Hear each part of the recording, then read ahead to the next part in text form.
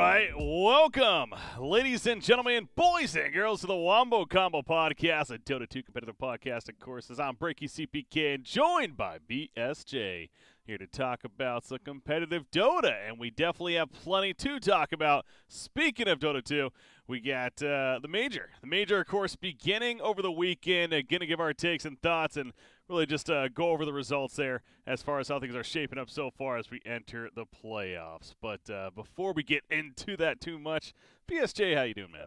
Okay. Well, I lost 6 games in a row today of pubs, but I am feeling like it's going to be better. It's going to get better. So that was my whole, shoot to the sky, up in the air. I'm excited to, stop losing games eventually. But other than that, I'm good, man. I'm good. So awesome. Well, that's it. TLDR. Yeah, it'll get better. You're going to play some more tonight, taking the break right here. And then yeah, exactly. This will serve as a nice little breather that I so desperately need from the agony. I was queuing a bunch of EU games, okay, because I'm in New York right now, so I have the rare privilege of being able to do that. And I didn't realize I was queuing EU and US East for one game. And I found a US East game, and I had a tiny tossing me into the Slark and killing me. That was my one North American game today. So Tiny Airlines, baby. Yeah, that's just America for you. I had 6 games on EU, all of them, even though I lost, or even though I only won one of them, were all like good games. And then the one game I played in A, I had a guy tossing me into the opponent. So, it just speaks heaps and bounds of the NA Dota experience. But we can go ahead and proceed to talk about things people probably actually care about here. That's fair enough right here. No, definitely plenty of fan base, of course, coming over as you're concluding your stream for now, sending them over. So shout out to the BSG fans, plenty tuning in right now. But yeah, enough about you, damn it. We got these top tier teams to talk about here in this major, and some interesting results to say the least. Definitely a couple of storylines that's worth going over. Of course, it kicked off on Saturday, as we mentioned. The group stages have now concluded over the 2-day period, and tomorrow, as we're recording this podcast, at least, is the playoffs. The playoffs kick off. All 16 teams are still alive. It's just now you have the 8 teams in the lower bracket going to be playing a best of 1 to kick it off, and of course the 8 in the upper bracket will be going through with the best out of 3. But one big storyline right off the bat was, on the positive side at least, Na'Vi. Apparently Na'Vi is back, I guess. Yeah, that's what everyone says, when this team happens to do well. Poggers indeed. 2-1 over EG, and then 2-0 over Team Liquid, and especially I at least caught a bit of the Liquid series. I mean, they looked good against Liquid, so Na'Vi, what's your take on this team all of a sudden coming up and representing CIS? I mean, that's pretty shocking to me. I don't think it's that crazy that they beat Liquid, but the fact that they clean sweep the group, obviously they 2-1 EG, but that's a very impressive group to come out on top of. So overall, they were definitely my biggest surprise coming out of the group stage, and I look forward to seeing if they can translate that. Are they going to be like the J Storm of last major, where they maybe get 6th and burn out, or are they going to be contenders? And I'm looking forward to seeing either way, because I think EG is one of my favorites for the entire tournament, at least the top 3, 4-ish. So to beat them like that is pretty impressive. Yeah, not to be bittersweet on this result, but again, it is just the group stages, and sure, now they're in the winner side of things, but all that really does in the end, when you think about it, it makes it a point that you're not going to at least be 13th through 16th place. So, they still could have ultimately I don't know if I call it even a disappointing finish, but a lower tier finish, as maybe a lot of people would have expected. But yeah, at least in the group stages to start things off here, Na'Vi certainly plenty of momentum to build off of. And then it does portray the storyline, I suppose, to get into of not only EG but especially Team Liquid. And obviously, if you look at Group D, it was Na'Vi, EG, Liquid, and Pain Gaming. Yeah, myself, and I assume many would agree, Evil Geniuses and Liquid were the 2 that we would have expected to come out in the winner side there. But both, again, losing to Na'Vi, ultimately EG then defeating Liquid in a pretty awesome series, 2-1, to advance onto the winners as well. So Liquid going to the lower side. But it kind of takes you to was this more disappointment on the other side of it from Liquid and even EG to an extent. And speaking for Liquid personally, I think it was. They did not necessarily play up to we know the level that they can, and I even tweeted out about this, especially in the EG series, that Game 3, they actually had a lead against EG, and they just made a couple of very crucial mistakes, picking a fight when they really shouldn't have, going in after Mickey, their carry in that case, got caught on Faceless Void, and then trying to make a fight happen. He didn't buy back. It was very awkward, and had a 10,000 net worth lead at the point or something like that, and then eventually just threw that all away. 10 minutes later, EG's pushing the throne, or the Ancient, and winning the game. So these mistakes just continue to pop up at the prime times for a team like Team Liquid, but I guess that's the other perspective, though. I mean, I don't know about your thoughts on that between EG and Liquid. Was it more disappointment from them here in this group? I mean, I'm definitely disappointed with them just because I kind of believed what they told me back in Singapore, that they had kind of taken the holidays off and that they were going to come back strong for the majors. So obviously getting off to a rough start. But I also think that they're quite capable of cleaning it up. So I'm not necessarily as concerned about them as I could be about other teams. But like Virtus Pro, for instance, that's their opponent in the first round of the lower bracket. Yep.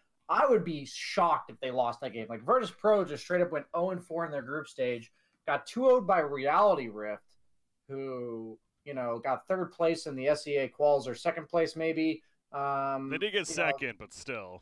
Yeah, but it's like they obviously just a team nobody's really heard of prior to this event, and you're getting 2-0'd on the side of VP, just going 0-4 in the group stage. I'm expecting Liquid to win that game, and then it's pretty much like they got to the top bracket and then lost to Secret, something like that. Same net results. So I'm hoping for these guys, and I'm expecting that they'll get maybe top 8. They'll win against Virtus Pro and then take down their next opponent. That's kind of where I think they're at. But if they end up falling out in the bottom 8, I'm thoroughly going to be disappointed with them for their result in this major. So we'll just have to see how they take it going into the playoffs. Yeah, again, starts tomorrow. Those best of ones are going to be happening tomorrow, so we'll know very quickly here. Again, even looking at EG, though, like I was saying, EG was a throw away of a fight from Team Liquid to them being in the lower bracket themselves. That could very easily be EG versus VP in the best of one lower bracket. So I guess that's something else to think about here is like, whoa, we almost had EG going to the lower bracket best of one series, and this is a team that we have high expectations for every single event. We've been stressing it throughout the season already. Another continuation of when are they finally going to win a major event, especially. They're still in it, and obviously they're even on the winner's side now. They get matched up against Nigma, who's coming out first from Group A, but concerns are definitely still there for EG. Yes, there's still a run to come, but I don't know. Something about this team, it really just doesn't seem to be connecting right now.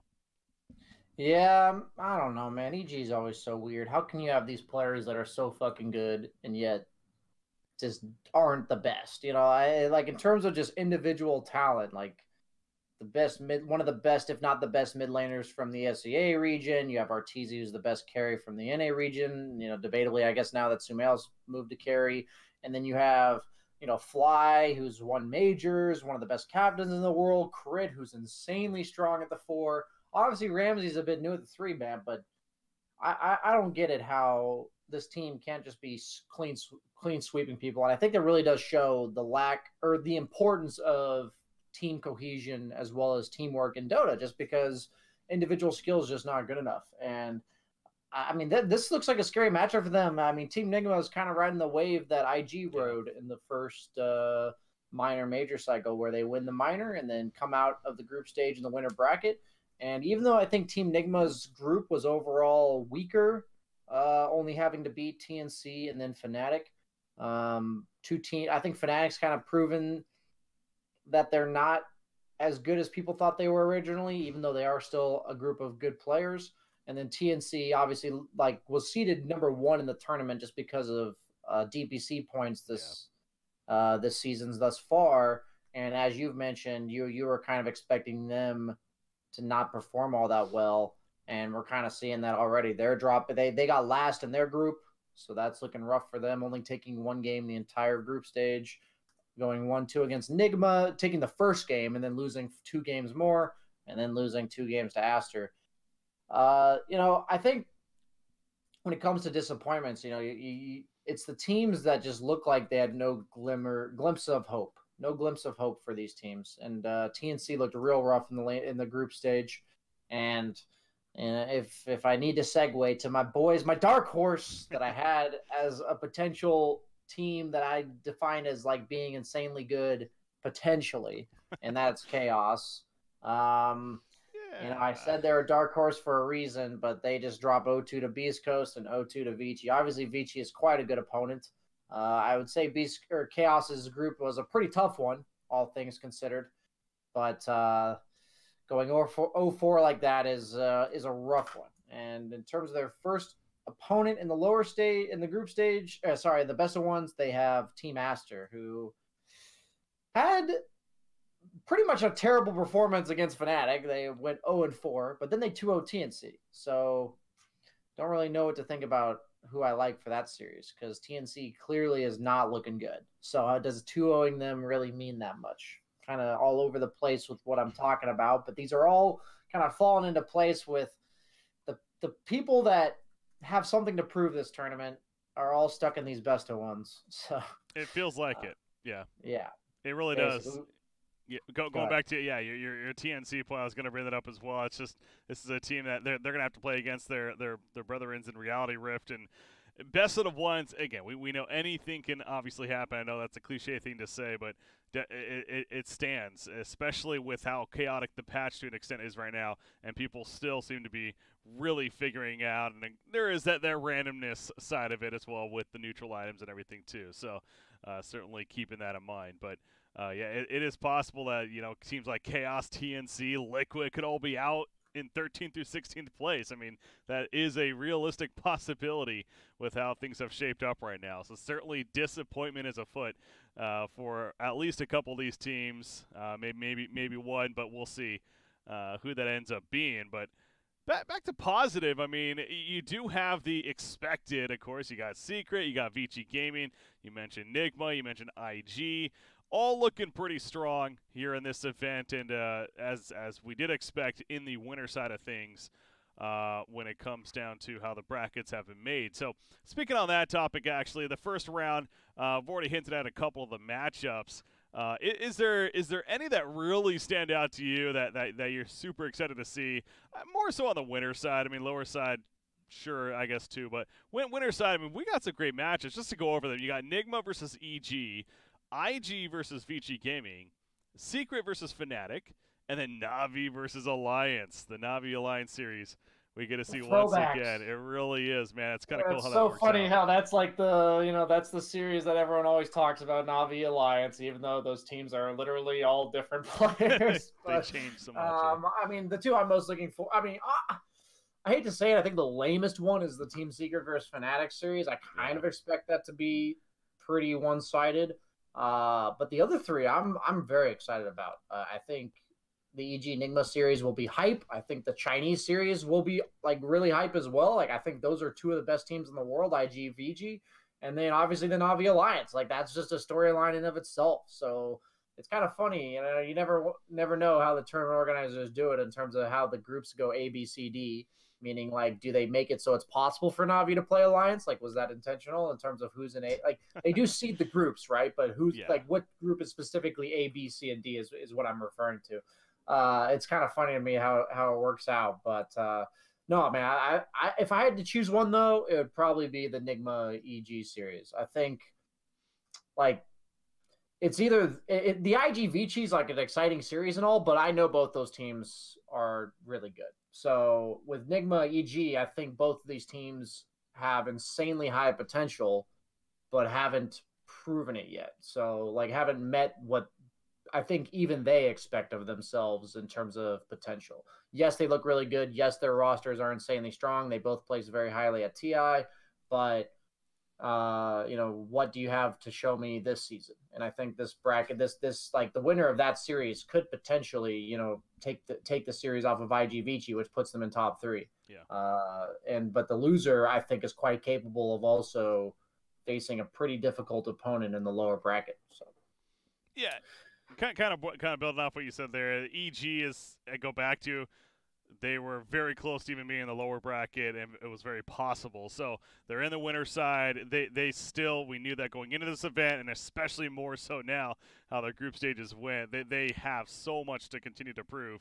And it is not against an easy opponent, as it never tends to be in these majors, of course. So that to me easily is the most intriguing one. To not to agree, but it just is.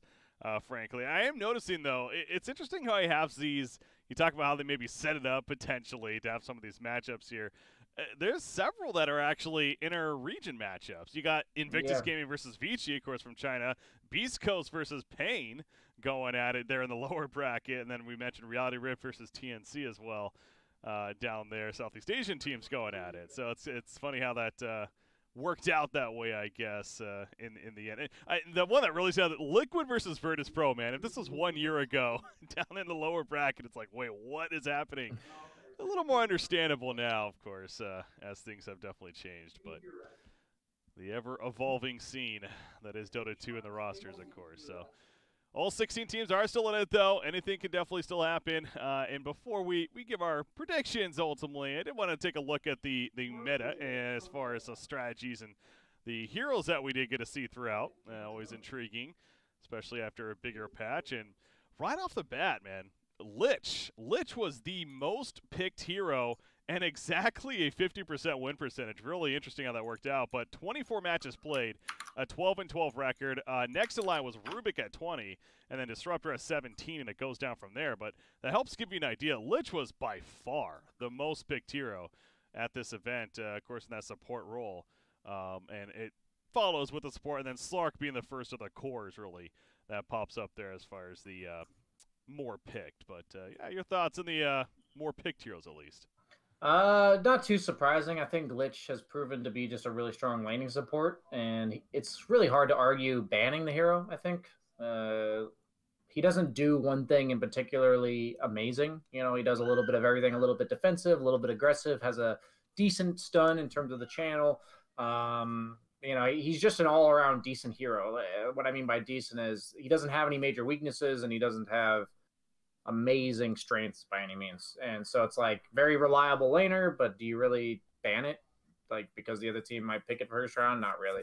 I think Earthshaker kind of surprises me, the fact that he's that high up in terms of picks. But aside from him, this is pretty much everything I'm expecting. There's really no other hero, to be honest with you, that surprises me in the amount of picks. Maybe Gyro, like 7 times, might be more than I expected. Wouldn't be too surprised of a lot of those with IO. I just realized Shadow Fiend is 0-7. I was gonna bring that up if you didn't. That is fascinating. I feel like that hero is really powerful every time I play with or against it in pubs. So maybe it's been figured out. Maybe it's been picked by a lot of the weaker teams, just so the stats are a bit skewed. But 0-7 is pretty alarming. Arc Warden's 4-0. That's also a very surprising statistic. Night Stalker's 3-0. Like, there's some of these heroes that, that's not a large sample size, but clearly they have a niche in the meta. I think Night Stalker is specifically good against like the Abaddons and Omnis because you can't dispel his silence. And then Arc Warden, I think, has been picked mainly against like Drow lineups and stuff. So it's nice to see that people are beginning to pick out of meta heroes because they deal well with certain strategies in the meta. So I feel like that part of the meta is finally developing. And if people start to have strategies be countered by heroes like Night Stalker and Arc Warden, who are kind of niche but very powerful in that situation, you might have to reconsider the powerful heroes, you know, whether or not they're still worth first rounding or, you know, building an entire strategy around. So that I look forward to seeing the meta develop even more so in the playoffs.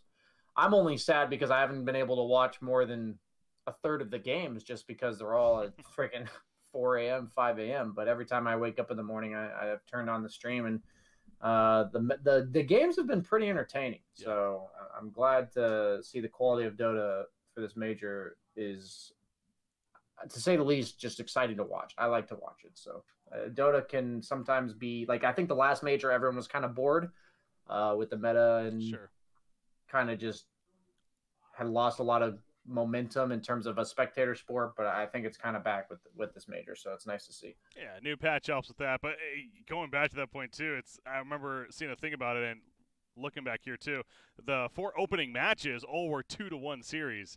All going the distance as far as a series win. Obviously, you had some great ones there. EG versus Navi. We know what happened there. Secret versus Vici. Yeah, it started off with a bang, certainly. And as we've talked about, it's had some great results throughout. And now some awesome matchups in terms of the teams that are going at it here into the playoffs that start Tuesday. So, yeah, really is proven to be a great event. Dream League definitely bringing their production as well. And excited to see that continue to advance as the event takes off here. So.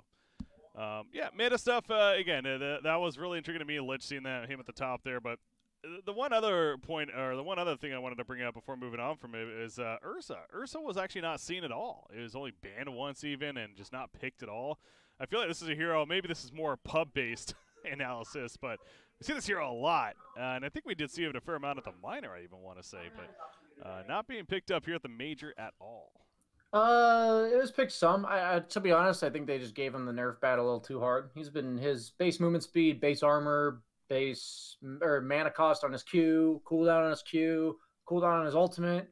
All of it just kind of adds up eventually. And I think right now his laning stage is just too weak to validate. Like, he's just a snowballing hero. If he has a good lane, he takes over the game. If he doesn't have a good lane, he kind of just feels underwhelming. And I think right now, even against like Timber Saws and stuff, he doesn't really win. Here, like matchups and like hero counters that he's supposed to be picked into, he just doesn't cut it anymore, I think is what's happening. So not too surprising to me personally. Every time I see it in pubs, it just looks rough, at least in the higher tiers. So I think right now there's just better heroes, and I also think you have to strongly consider heroes like PL causing a lot of issues for Ursa, and also OD being popular, Slark being popular, even like Dooms being popular, Puck. Like, all these heroes are very annoying for Ursa to deal with. The ones that either have continuous disables, burst damage with silences, or the ability to like kite them around is just really annoying for Ursa to deal with. Even Naga Siren in the meta, who's been picked more than PL, surprisingly. But very similar heroes in regards to what they offer to the laning stage, and then obviously the item builds. In terms of playstyle, a bit different, but item builds are very similar. So that doesn't surprise me too much, the Ursa, but I have been getting a lot of questions about that in my stream. So it's definitely, I think it's just the nerfs are too much to make his momentum ever really come to fruition, I think is how I would describe Ursa right now. All right, fair enough. So again, the playoffs kicking off tomorrow. Perhaps room to see more of these heroes that we're not seeing, but overall a fair amount were definitely picked up. Looks like around 80 to 90 or so. Okay, now the ultimate questions here as far as our predictions, as of course into this podcast, and the event resumes tomorrow, goes into the weekend, and we'll see who the eventual winner is. But it's prediction time. Rather than just say, flat out who's going to win, we're top 3 at least. If you want to really break it down, feel free. But top 3 teams. Now that we've seen them all in the group stages going, we know the playoff matchup so far. Who do we like for the top 3 teams that we're going to be seeing? You're right. I think my bracket placing kind of has to affect things. So initially, I think I put IG Vici potentially both in top 3, but the fact that they're playing each other first round, I think really does dictate whether or not, like, that does affect that pretty drastically. I'm going to go with Nigma, Secret, and Vici. And I think IG will get either 6th or 4th, because I think Vici will take the upper bracket, and then IG is going to drop to somebody. So that's who I'll go with. I'm sticking with Vici absolutely as well, in terms of going all the way, and I did predict them at our last week's show as far as which team would win it all, so I have no reason to believe differently here necessarily. Despite coming to second in the group. Again, it was against Team Secret, but yeah, with that in mind, I think Vici, Secret are the obvious 2 off the bat. And I'm sitting here like, I'm looking at the lower side. Do I see a team maybe making a run through that lower side? No, I don't. Well, my question I was going to be, like, to go off of what you just said, because you kind of spoiled my surprise question for you, is between the 2 of us, who do you think is going to go the farthest out of the lower bracket? Because I agree with you that none of them really have the, Team Liquid TI9, run to the finals potential. So at this point, who do we think is going to get the farthest? What do you think? It's man. I mean, I look at this, and despite what I've said about them, and not necessarily expecting them to do very well again, looking at these matchups and the potential, I almost want to say TNC. I do. As far as I have higher expectations than them finishing, dead last, let alone in even the 12th place spot or so. So getting a potentially top 8 for TNC is certainly a realistic option. So I'm gonna go with TNC if I had to choose a team. Funny enough. Well, I'm gonna double or nothing my debt here that I've already lost here. I'm gonna go with Chaos. I gotta because they're gonna make the comeback that they need to do, and I'm gonna ride or die on my NA boys because. Most likely die, apparently, according to their group stage. But I don't think Team Master's all that great. And I think Chaos is way better than they looked in the group stage. So I hope that they can make the recovery that they need. But I genuinely believe this might be one of the weakest lower brackets I've seen in a while in regards to, I just think not a single team here has a chance to actually take it all. And usually there's like one or two teams where you say EG got bumped down to the losers bracket because of what happened. There's usually one or two teams like that where you're like, okay, they could make a seriously deep run in this tournament. Sure. And I don't think I think it's quite possible that the 4 teams that win the best of ones then all lose the best of 3 next. Like I think that it could just be the 8 teams from the upper bracket remaining. But that it almost seems that drastic to me. I just think I don't think IG Vici is going to lose. I don't think Nigma or EG is going to lose. Meaning once they drop to the lower bracket, whatever team does. Maybe Fnatic is vulnerable of that happening, and maybe Na'Vi if they looked better in the group stages than they actually are. But all these teams in the upper bracket looked very solid, and there seems to be a lot missing with most of the teams in the lower bracket. So it might be one of the most polarized separations between the upper and lower bracket caliber that I've seen in a while. So I'm going to be looking out for any major upsets, but as of right now, I don't really believe in any of them. Kind of on the same page with you there. Yeah, and I don't think that's a bad thing necessarily. It just means, especially when we start getting down to it, top 8, etc., it's going to be that much better potentially as far as the play goes. But yeah, not likely to have a Cinderella story here in this event. But hey, we've seen crazy things before, right? So who knows what can happen in the end here at this major. But yeah, again, the best of ones tomorrow. Looking forward to it and seeing how things play out here for the Dream League major, our second major of the season, of course. Okay, I think that previews / recaps the major quite a bit right there. So for those that maybe didn't get to check out everything or looking to get some insight, hopefully enjoying that.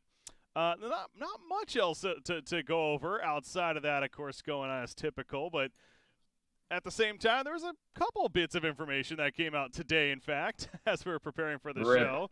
Yeah, I think that's necessary here as boy Gunnar. No longer a part of NIP. There was a tweet out today, article, post, whatever, from Ninjas in Pajamas suggesting that Gunnar removed from the team wasn't working out. Well, the usual right there as far as what is said. But in the end, they're parted ways. So Gunnar no longer a part of NIP. It feels like we both definitely saw at least. Again, I knew I had a good feeling that something was going to happen. I can't sit here and say I expected this 100%, but. NIP, seems like the beginning of definitely some changes happening with this team. Yeah, I hate to say it, but I had a little bit of change of heart when I talked to Gunnar on the way back on the flight, but the day they got knocked out and I watched their games, the day they lost their second series of the minor, I'm pretty sure Gunnar's getting kicked. I hate to say it, but if you ask anybody about their experience with underwhelming carry performances, I can definitely identify them, and his was definitely just not up to snuff. And when you get last place in a minor with a team like PBD and Universe, they're just not gonna be okay with that. I could not fathom them being complacent and content with the lineup that they currently have. That's just last year, yeah, NIP, and the year before Optic was never the best team, but they never once got last in a minor, right? That didn't happen. So definitely not surprised in the slightest that NIP made a change. And if you had asked me, maybe I mentioned it on this podcast specifically, I thought it was Gunner. So Okay.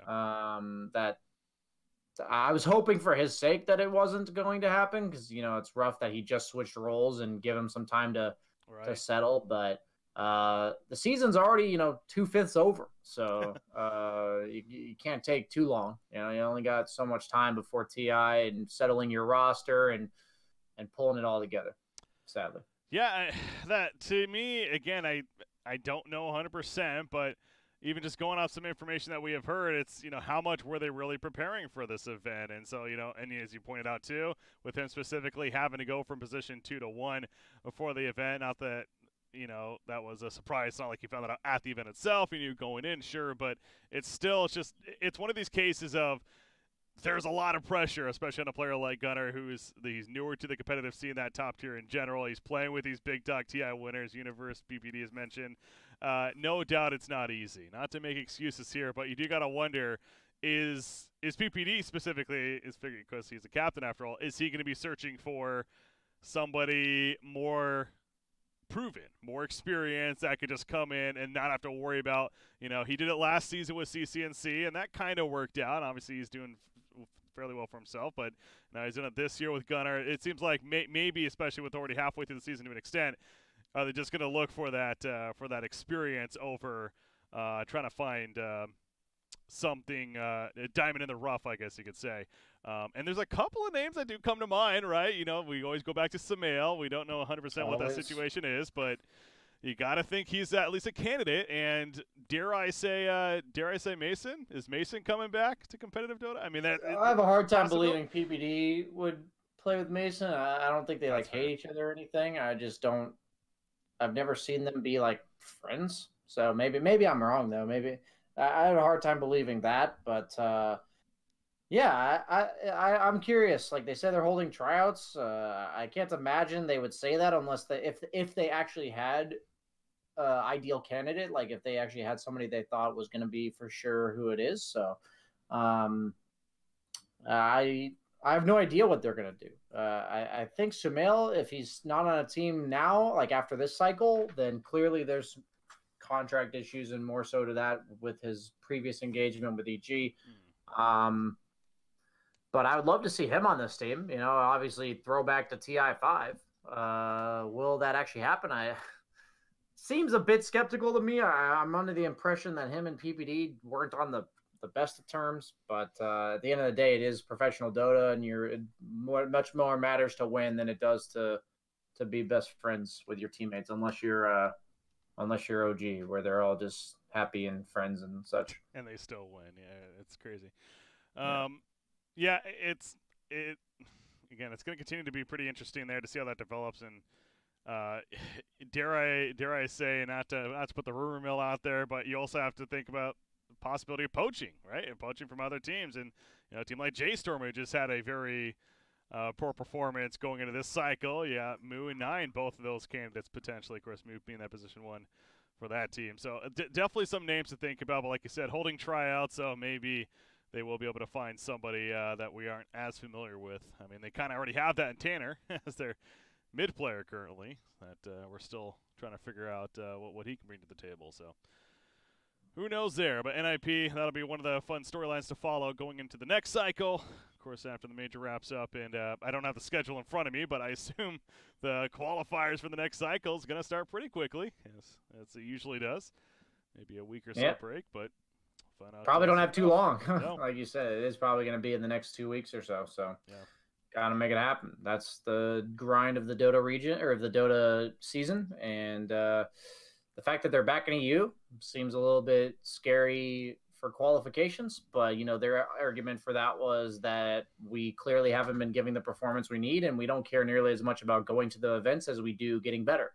So they're clearly invested towards hitting like the 4th, 5th cycle and potentially TI by moving back to EU, just because it's harder to qualify, but man, the competition there is just so much better. So if you want to push yourself to be better, you got to play against the best. Absolutely. All right. Well, the one other thing to bring up was it was announced today. ESL 1 Birmingham was announced once again. It's, I want to say, the 3rd time they've been doing it here Of course, ESL One always top tier production. So with their events, and it's not a DPC event, but it is going to be happening in May timeframe, and certainly looking forward to seeing some top tier teams there, as it usually tends to be. And like I said, some quality production as well. And you know, a region, specifically that country, the UK, it's not really a country known for producing a lot of Dota 2 players necessarily, to be frank, but it seems like they get a crowd, though, to say the least, and there are certainly fans there that do exist. So, fun announcement there to be had, but figured why not mention that before we look to wrap things up here on the show. So, any further on that? I just think it's important that tournaments like this keep happening for the Dota scene. I think big tournaments and exciting ones for the fans, and like a specific region that doesn't otherwise have Dota. I think it's really important to keep these things going. So it's good to see that another ESL One Birmingham's coming out, and I think it also allows teams to show or like to try a bit of other stuff other than like what they are completely confident in. So I look forward to seeing that when it comes out, obviously. A little bit here, but we got the major.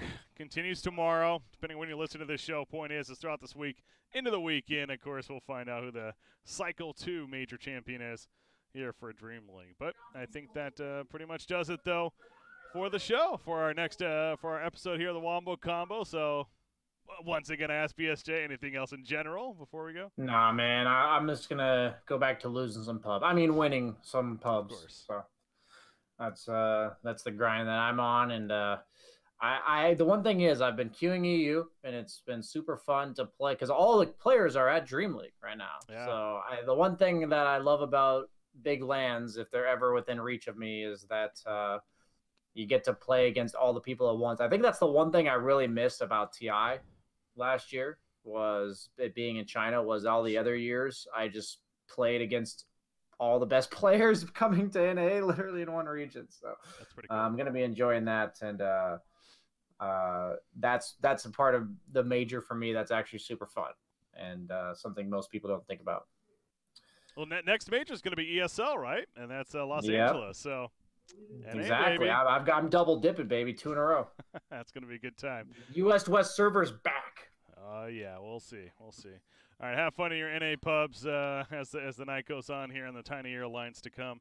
Thank you. But shout out to you guys for tuning in as always. Another episode of the Wombo Couple podcast coming to a conclusion. Enjoy the major, guys. It's going to be fun, I'm sure. A great finish. We'll see who the champion is and discuss that champion come next week. Until then, have a good night, guys. We'll see you next time.